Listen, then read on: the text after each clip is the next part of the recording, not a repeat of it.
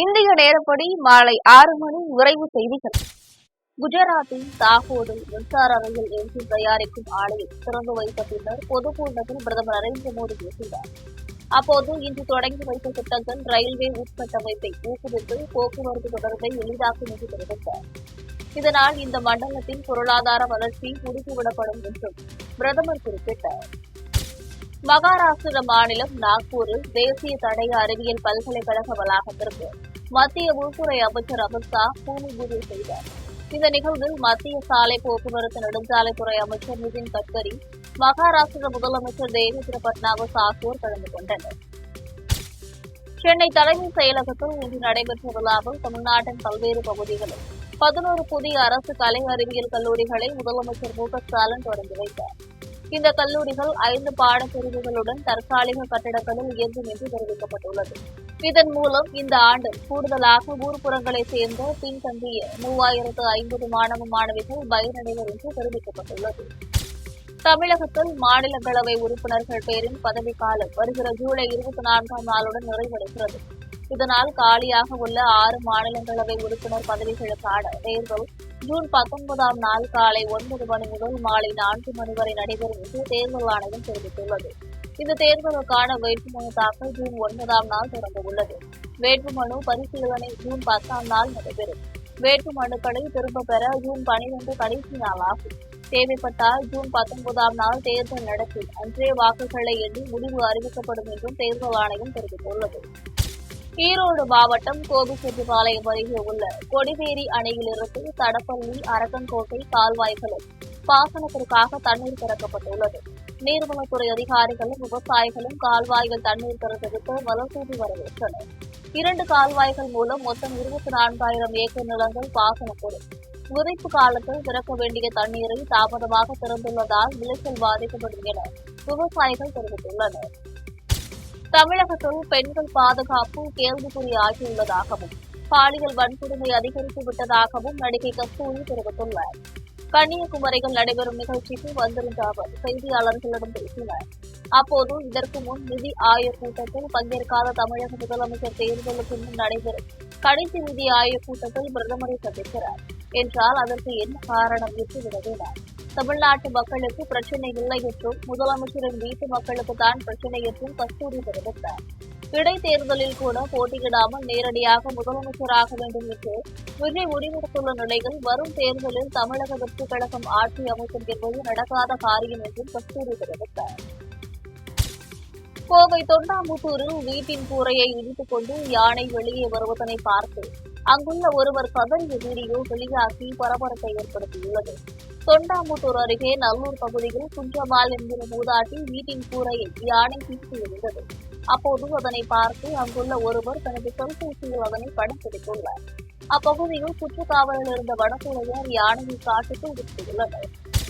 காரைக்கால் கடற்கரையில் பள்ளி மாணவர்கள் நடன நிகழ்ச்சியை சுற்றுலா பயணிகள் கண்டு களித்தனர்.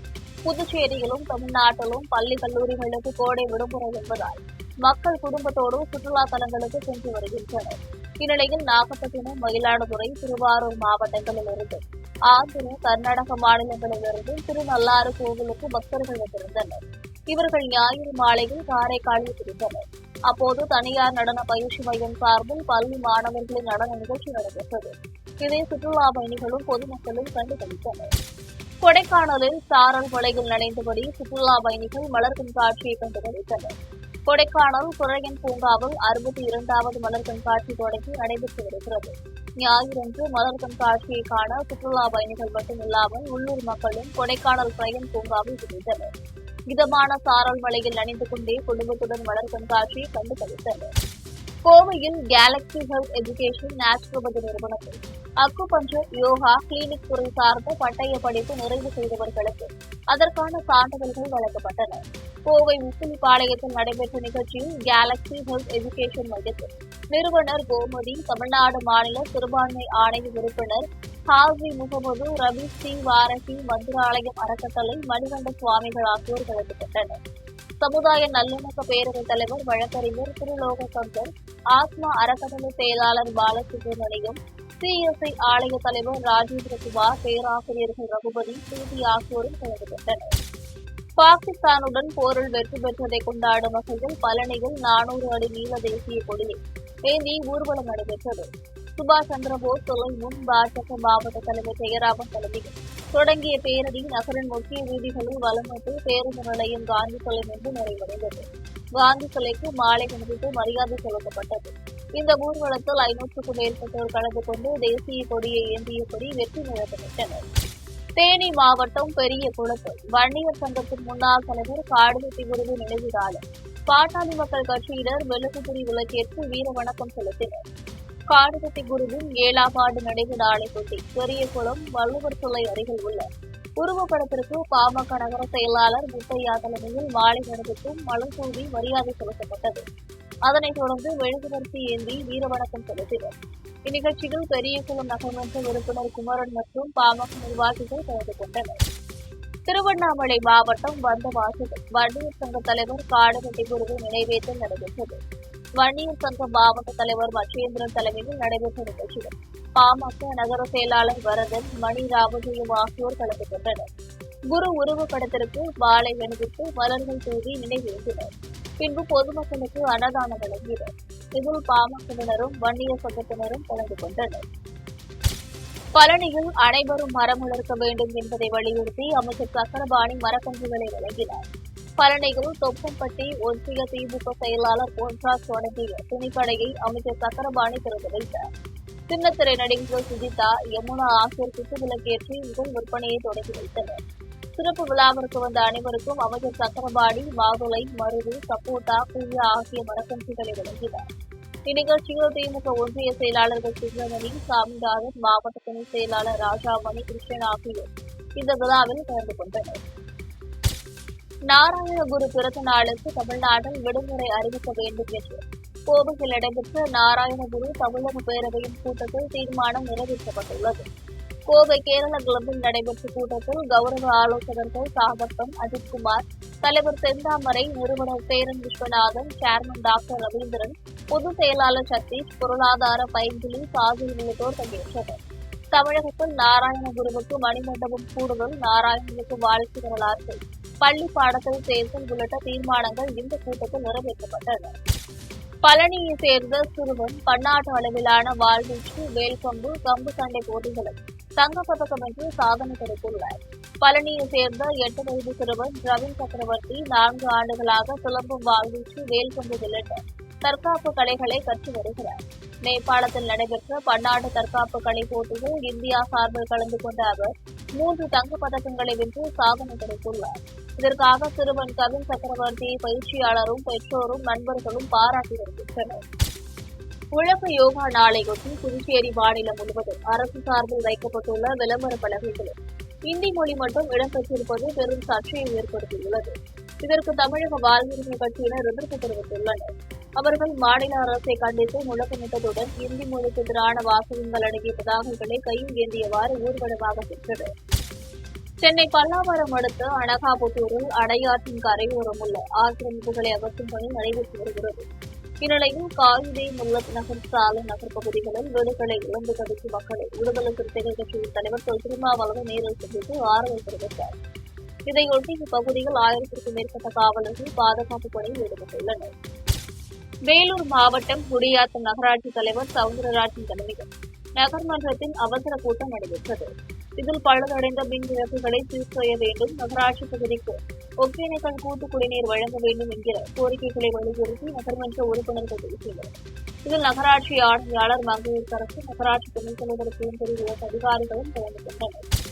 நாகப்பட்டினம் மாவட்டம் திருக்குவளை அருகே மரத்தில் கூடு கட்டி இருந்த நச்சு வண்டுகளை தீயணைப்பு மற்றும் மீட்புப் பணித்துறையினர் தீயிட்டு அளித்தனர். இதேபோல் கொளப்பாடு, மாங்குடித்துறை மற்றும் நெல்லடி மதகு பகுதிகளிலும் கூடு கட்டியிருந்த நச்சு வண்டுகள் அழைக்கப்பட்டன. இதனால் அப்பகுதி பொதுமக்கள் சற்று நின்று நிறுத்தியுள்ளனர். தஞ்சாவூரில் பாரதிய ஜனதா கட்சி சார்பில் ஆபரேஷன் சிந்தூர் வெற்றியை கொண்டாடும் வகையில் மூவண்ண கொடி பேரணி நடைபெற்றது. பேரணியை பாஜக மூத்த தலைவர் எஸ். ராஜா தொடங்கி வைத்தார். அப்போது அவர் தமிழக முதலமைச்சர் நிதி ஆயுள் கூட்டத்தில் கலந்து கொண்டது குறித்து விமர்சித்து பேசினார். அதனைத் தொடர்ந்து உச்சநீதிமன்ற தீர்ப்பு குறித்து உதயநிதி ரொம்ப ஆடக்கூடாது என பேசியதால் பரபரப்பு ஏற்பட்டது. புதுக்கோட்டை மாவட்டம் அறந்தாங்கி அரசினர் பலவகை தொழில்நுட்ப கல்லூரி வளாகத்தில் முன்னாள் மாணவர்கள் பங்களிப்பை கொண்டு திறன்மிகு வகுப்பறைகள் திறப்பு விழா நடைபெற்றது. இதில் ஐஐடி மெட்ராஸ் திட்ட தலைவர் ஹரிகிருஷ்ணனுடன் முன்னாள் மாணவர்கள் சிறப்பு விருந்தினர்கள் கலந்து கொண்டு திறன்மிகு வகுப்பறைகளை திறந்து வைத்தனர். பின்னர் சிறப்பு விருந்தினர்கள் அனைவரும் கல்லூரி வளாகத்தில் மரக்கன்றுகளை நட்டு வைத்தனர். கோவையில் உள்ள தமிழ்நாடு வேளாண்மை பல்கலைக்கழக கல்லூரிகள் 1995ஆம் ஆண்டு முதல் 1999ஆம் ஆண்டு வரை பயின்ற முன்னாள் மாணவர்கள் சந்திப்பு நிகழ்ச்சி நடைபெற்றது. அதில் முன்னாள் மாணவ மாணவிகள் சார்பாக ஆசிரியர்கள் மற்றும் ஊழியர்களுக்கு நினைவு பரிசுகள் வழங்கப்பட்டன. அதனைத் தொடர்ந்து அனைவரும் இணைந்து குழுவாக படம் பிடித்துக் கொண்டனர். பாகிஸ்தானுக்கு எதிரான ஆபரேஷன் சிந்தூர் நடவடிக்கையில் இந்தியா வெற்றி பெற்றதை கொண்டாடும் வகையில் கடலூர் மாவட்டம் விருத்தாச்சலத்தில் பாரதிய ஜனதா கட்சி சார்பில் தேசிய கொடி பேரணி நடைபெற்றது. நகர தலைவர் அருள்ஜோதி தலைமையில் நடைபெற்ற பேரணியில் சிறப்பு அழைப்பாளர்களாக முன்னாள் மாவட்ட தலைவர் மணிகண்டன், மாவட்ட துணைத் தலைவர் செந்தில்குமார் உள்ளிட்ட நிர்வாகிகள் கலந்து கொண்டனர். ராணிப்பேட்டை மாவட்டம் அரக்கோணத்தில் பொதுநல அறக்கட்டளையின் 5ஆம் ஆண்டு தொடக்க விழா, நலத்திட்ட உதவிகள் வழங்கும் விழா, காணொலி அறக்கட்டளை தொடக்க விழா ஆகியன நடைபெற்றன. அறக்கட்டளை நிறுவனர் ராஜேஷ் தலைமையில் நடைபெற்ற விழாவில் சிறப்பு அழைப்பாளர்களாக தொலைத்திருத்த தடுப்பு பிரிவு காவல்துறை தலைவர் சிவகுமார் கலந்து கொண்டு காணொலி அறக்கட்டளையை தொடங்கி வைத்து நலத்திட்ட உதவிகளை வழங்கினார். திருவண்ணாமலை மாவட்டம் செங்கமடுத்த தோக்குவாடியில் நடைபெற்ற மாநில அளவிலான கபடி போட்டிகள் பல்வேறு மாவட்டங்களில் இருந்து 30க்கும் மேற்பட்ட அணிகள் கலந்து கொண்டு விளையாடினர். இறுதிப் போட்டியில் செங்கம் குஞ்சலம் அணியும் தோக்குவாடி அணியும் மோதினர். இதில் சிறப்பாக விளையாடிய குஞ்சலம் அணியினர் வெற்றி பெற்று முதல் பரிசை தட்டி சென்றனர். தோக்குவாடி அணிக்கு 2வது பரிசு வழங்கப்பட்டது.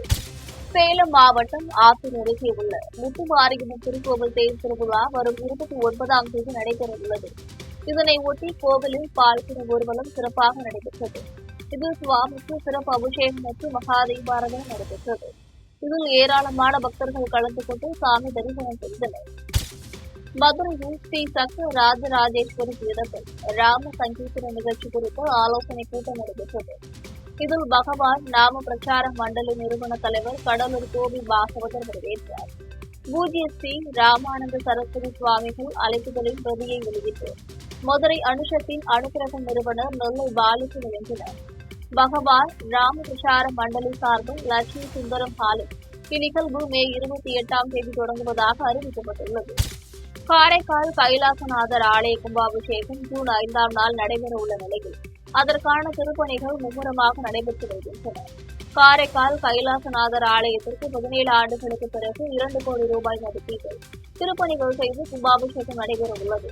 இதற்காக யாகசாலை அமைக்கும் பணிகள், வண்ணம் பூசும் வேலைகள் நடைபெற்று வருகின்றன.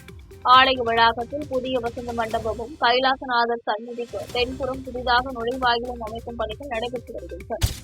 கடலூர் மாவட்டம் பெரிய புங்கநதியில் உள்ள அடைக்கலம் காத்த ஐயனார் கோவில் மகா கும்பாபிஷேகம் சிறப்பாக நடைபெற்றது.